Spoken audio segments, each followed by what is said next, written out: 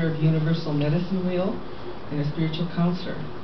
She's going to talk to us today about relationships, like the relationship to yourself and to all living things. Now, she's been studying this all of her life, and she has a book on it, and the book is in the back of the room there. It's called Relationships, Cutting to the Chase. And today she's going to give us just a little bit of an idea about not only the book, but what it's like. I'm not sure exactly what, but it's definitely about relationships, we know that. Okay, and so please help me welcome Meria Heller.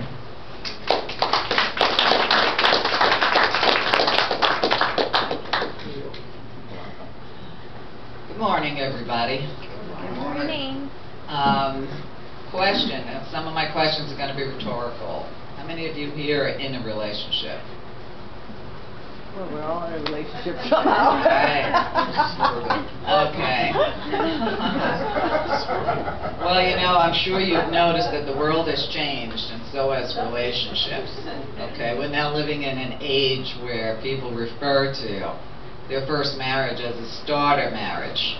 Now, I remember, 30 or 40 years ago, when you bought your first house, it was considered a starter house. But today, it's a starter marriage. Because I've done so many consultations, my clientele is international, I have figured out after all these years that everybody's problems are not unique. Everybody seems to have the same problems. And I am the queen of the shortcuts, because I like shortcuts to everything. And that was what prompted me to write this book, because I consider it a book, even though it's 60 pages, on relationships, because everything you really need to know is in those 60 pages.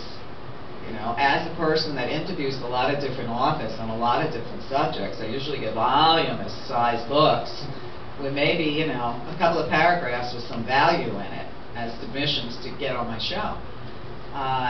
But the more I counsel people and the more I see relationships issues, whether it's a client in Italy, whether it's a client in Iran, or whether it's somebody in South America, Brazil, or Brooklyn, New York, we all like to think that our problems are unique, but they're not. Okay, just for a tongue twister later after today, if you guys want to do a cute little tongue twister, try unique New York. I believe in the shortcut to everything, and I also have a very good sense of humor, because I know without a sense of humor you're finished in this world, because we're currently living in a paradigm of nothing but fear. It's 24 hours a day. Look out for the boogeyman, this one's a terrorist, be afraid, this person's going to take your job, your neighbor wants to take your wife. So we've moved so far away from the opposite of fear, which is love, that indicative of the size of this audience here today, compared to the 15,000 people that are in Payson, it shows you just how hard it is to be that little bright light in a world full of darkness, but you're still here. So when people ask me about relationships, and I have to tell you, I've heard every story there is. Maybe that'll be my next book. After being in enough failed relationships of my own, although I don't believe that any relationship is a failure, and experiences of my 5 sisters, my father was prolific at that, it gave me more knowledge of relationships, what works, what doesn't work, what I've seen happen over and over again, the patterns people use, but also as a teacher of the medicine wheel, which is to me the most important thing in my life.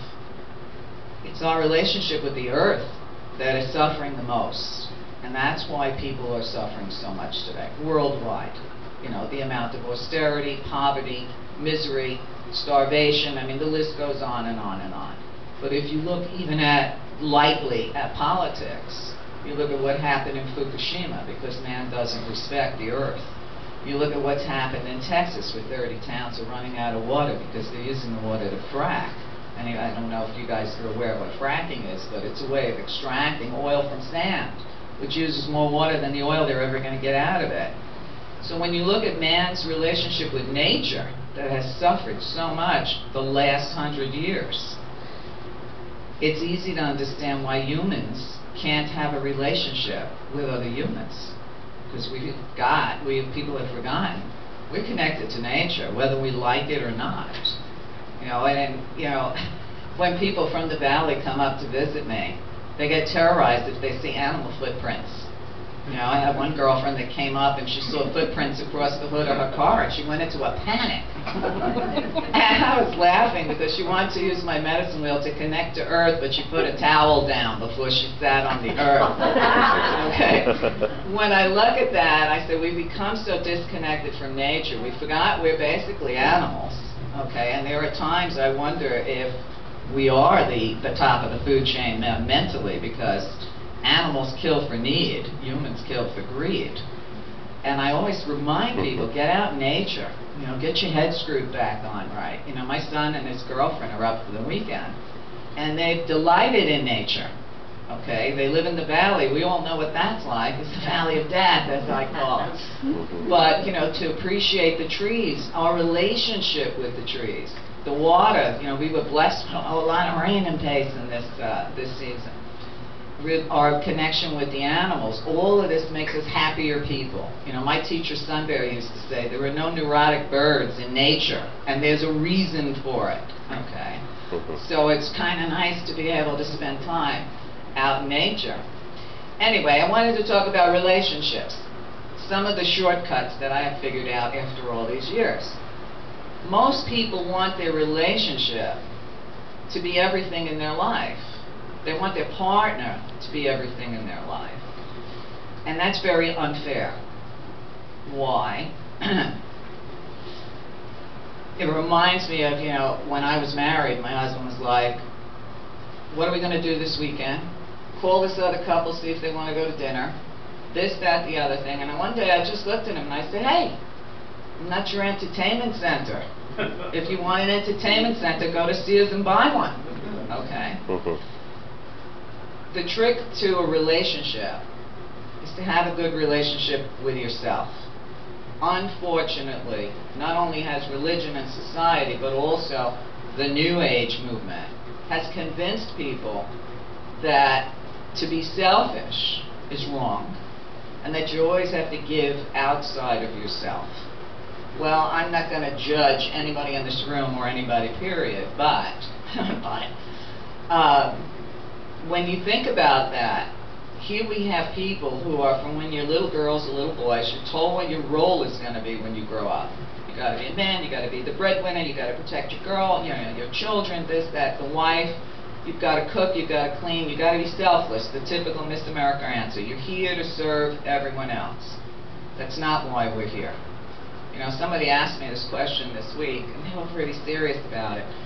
I said, what's the purpose of life? Waiting for me to come up with some big Yoda guru-like answer, and I said, we're here to have a good time. There's no other reason. We're here to have a good time. And if you're not having a good time, you have to look at that, and why are you creating something that you didn't need?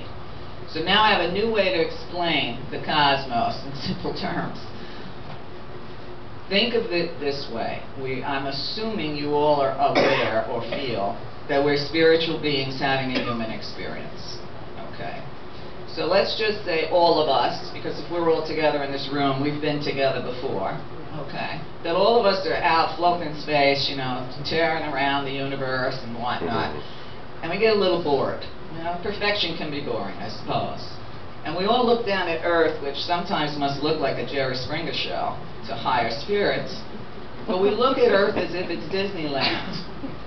And we say, hey, let's go buy a ticket for Disneyland. Let's get an all-day pass. Let's go down and have some fun. We come down here, and life becomes Disneyland. Some days you're in the tunnel of love. Some days you're on the roller coaster. Some days you're in the house of horrors. But at the end of the day, your ticket's over, you get to go home. And truthfully, there's a lot of benefit to being in a body, okay? You can have fun being in a body, okay? You can drink, you can eat, you can smoke, you can have sex. These are not things readily available on the other side. So you come down here to just party and have a good time. Unfortunately, the controllers of this planet have created not an amusement park, but a park of nothing but a house of horrors. But you can still choose to be happy.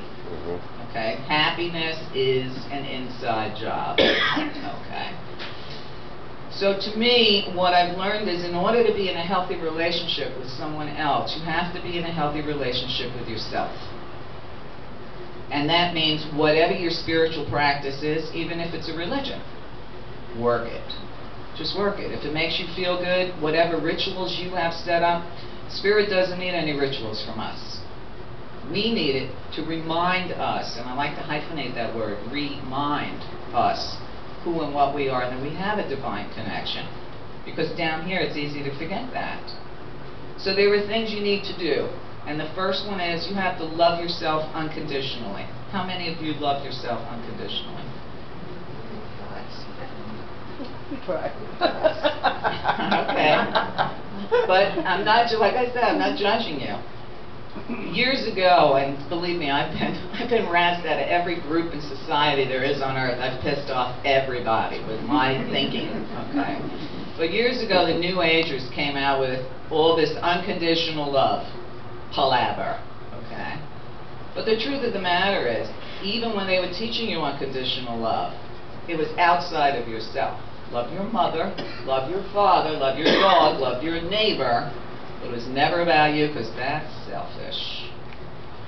So think of the word selfish now as self-love. I realized a while back that I was working so hard for everybody else that I was unhappy, and I resented it. I started resenting my clients. And then I realized it was because I was giving them everything I had, putting myself last. Yeah. So in order to love yourself, try something really unique and different. Start putting yourself first. Because the true only form of unconditional love is loving yourself unconditionally. That's the lesson. Whether you like your hair, whether you don't like your cellulite, whatever hang-up you have, learn to love yourself. It's just a spacesuit while you're here.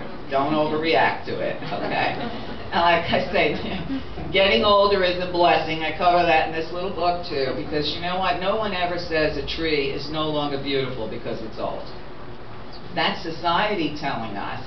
Oh, you need to get cosmetic surgery. Oh, you got to lose 50 pounds. Oh, you better get some Botox. Oh, you're looking old. Death is an eventuality. I think it's the best part of this ride. I'm just saying, okay, here's my bracelet for the day. I'm getting the hell out of here and going home. Okay? So love yourself unconditionally. Because if you don't love yourself first, that love you're looking for from other people is never going to happen. I'm sure you all, because you all look like, you know, you're not teenagers. Nobody in here is a teenager. So you had to have heard the expression. A bird with a broken wing can only attract another bird with a broken wing. And what I find in relationships is everybody's still looking for their partner to fulfill them, you know, and that's not fair. It's not fair to your partner. It's not fair to you. If you're a happy, healthy person, and I highly recommend reading John Bradshaw's work on how to get healthy. If you're a healthy, happy person, there's no greater aphrodisiac in the world than a person who loves themselves. Self-confidence is number one in any poll they ever do. What attracts you to a person? Their self-confidence. So the thing is, when you're a whole person, really loving yourself, enjoying your life by your rules, people are attracted to you like flies to you know what, okay? But if you go out there needy, and I've seen so many people go out there, and they might as well be wearing a badge on their shoulder. I'm needy, I'm desperate. What are you going to attract? Needy and desperate. Exactly, like attracts like. You know, and all right, I didn't start out perfect either. It took me many, many trial and error to actually come to all this understanding. You know, a while back when I was in the Valley, because I just moved back here a year ago, a couple of my girlfriends said they wanted to go to this new club. Okay, I think it was called the Ocean Club. I couldn't tell you. And I said, okay. I figured, you know, we'll have a drink, whatever, and leave. But when I walked in there, because of my psychic ability, my empath, the living inside me that I can feel everybody's energy, I looked around that bar and I was like, oh my God, The women were so desperate. They all looked like Charo, too, and they all had this face and everything out. And, you know, they might as well have been waving a sign. And the men were just as phony, you know, pretending they're having conversations with their buddies, pretending they're super rich, you know, in cheap suits, you know. And the desperation in the place was so much for me that I couldn't stay in there. It was like being in a casino. I can't be in a casino either. That energy just, it kills me. So I told my friends, I said, look, I know you're having a good time, but I have to go outside. Stay as long as you want, but I have to go outside. So I went out, I think I spoke to the kid parking cars for probably an hour or so. If you're going to put that kind of desperation out there, either you're going to attract a predator, or you're going to attract another desperado. And in life, whatever your partner is, for the time your partner is your partner, they're there to mirror you, okay? They're there to show you everything about yourself you don't like. So you're either going to learn from that or you're going to run away from that partner. But every relationship is teaching. You know, we also have that other illusion that, oh, I have to find my perfect soulmate. How many of you believe there's one person for every person on earth? Just that special one. Well, good, I'm glad you don't, because that's a fallacy, okay? It's a rarity and it does happen, okay? But I will tell you this, I had very dear friends of mine that were celebrating their 50th anniversary. And they had a big party, the husband and wife looked beautiful. And I was so impressed, you know, the little girl in me still believes in, you know, the fairy tale love. So I went up to the bride at her party, and I said to her, can you tell me what is the secret? And here I was expecting, you know, words of wisdom, they've been married 50 years. She looks at me and she goes, tolerance. I tolerate a lot. You have to be with somebody because you tolerate them. It's time to hit the road, Jack. So my little heart was so downtrodden. But I realized that, you know, and I did tell that story in the book. I did leave the names out to protect the innocent. You want to be able to wake up in the morning, look in the mirror, and say to yourself, I love you. What can I do for you today? So if you take nothing else from this today, try that for about 2 weeks. See how different your day changes. Okay? We have, as human beings, we have unlimited capability to forgive everybody. We can forgive and forget, forgive, but we can't forgive ourselves. Okay? How many of you still are stuck on things that went wrong, you know, 30, 40 years ago? Or you're still trying to please your parents, even though they might be 6 feet under, you know, for 10 years. I have so many clients that are still living their parents' dream. I'm like, hello, your parents are dead. You know, you're free. Do what you want to do. But they don't, okay, because they don't know how to forgive themselves. Why is it so easy to love and forgive other people and so hard to do that for yourself? So when I was in Kauai, I got to meet the #1 Huna in Kauai. His name is Dr. Serge Kahili King. I don't know if any of you are familiar with him, but he's got some really good books out. You might want to check out his work. And I had Serge on my show, and he teaches something so beautiful and so simple. He calls it blanket forgiveness. And all you have to do, you can add this to the morning mirror exercises.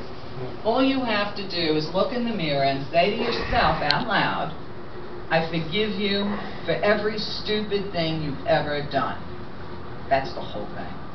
Do not think about specifics, occasions, this person, that one, details. I forgive you for every stupid thing you've ever done. Watch it lift off your etheric body. That's all you have to do. Spirituality is very simple. So when I see people that have these convoluted teachings, you know, and I'm also a Reiki master. I teach you Sui Reiki. It takes me an hour to give somebody an attunement. And there are 3 attunements. And it's like, why are people sending me books this thick about Reiki when I wrote a book, Everything You Need to Know About Reiki, in 20 pages? Why are there 10 levels? Because it's all about money. Spirituality and money have nothing to do with each other. Yeah, you have a right to get paid, but you don't have a right to rip people off. People have no idea how much baggage they're going to leave this planet with, stuck to their etheric body. So I use my humor, because I say a few snickers as I talk. I use humor when I teach. I use humor even when I'm delivering the ugliest news on the planet. Because I have empathy for other people, and I know you have to speak to them in a way that they can take it without wanting to commit suicide right afterwards. You know, even when I taught Tarot, I taught Tarot for many years in New York, and I taught my students, when you're doing a reading for somebody, that's a huge responsibility. This is not, a parlor game or, entertainment. I says, and you have to know what to say and what not to say. You have to be able to know what your client can handle and can't handle. Because you could say something to the wrong person at a bad time in their lives. They could go home and put a gun to their head. Guess what? You're responsible for that soul. So when you're looking at it, the world, and it's easy to get discouraged, create your own happy place. Okay? Whatever that happy place is. For me, it's my outdoor space. I get up in the morning, I look out at my medicine wheel, I'm a happy girl. I see the trees blowing, my chimes, my little angel statues. I'm a happy girl. Create your happy space. Love yourself. If you can love yourself unconditionally, all relationships improve. Because I actually have a list of questions in this book. It's probably, let me take a look, 30 questions to ask yourself. Because a lot of people don't understand themselves, and they haven't got a clue where to start. But if you want to get into a relationship with anyone else, whether it's a sexual relationship, a love relationship, a business relationship, a friendship relationship, these are questions that need to be discussed before you lock that relationship in. Too many years humans have just settled. Well, to me, settling is something a house does, and something an attorney does. Okay? It's not something human beings should do. If you have young people in your life and they're just starting out and they're lost, and most young people are. I mean, my granddaughter's 18. She must have given out 10 copies of this book to her friends so far, which makes me very happy. Because it shows you there is hope for the next generation, especially if we train them right. The book it's available. I have some copies here. I retail it for $20. Anybody here today can get it for $10. I don't really care whether you buy it or not. Okay? I don't have any onus on anything I do. I show up, I do what I'm supposed to do, and it's done. People say, Maria, why do you do what you do? You think most people aren't listening, they don't really care what you have to say, blah, blah, blah, and I'm like, I do what I do for my own purposes. Everything I do is for me, and if I don't like it, I don't do it. So all I can close you with is remember the mirror exercises. I love you. What can I do to make you happy today? And I forgive you for every stupid thing you've ever done. Do in whatever order you want, try for 2 weeks, and watch your life change. Thanks.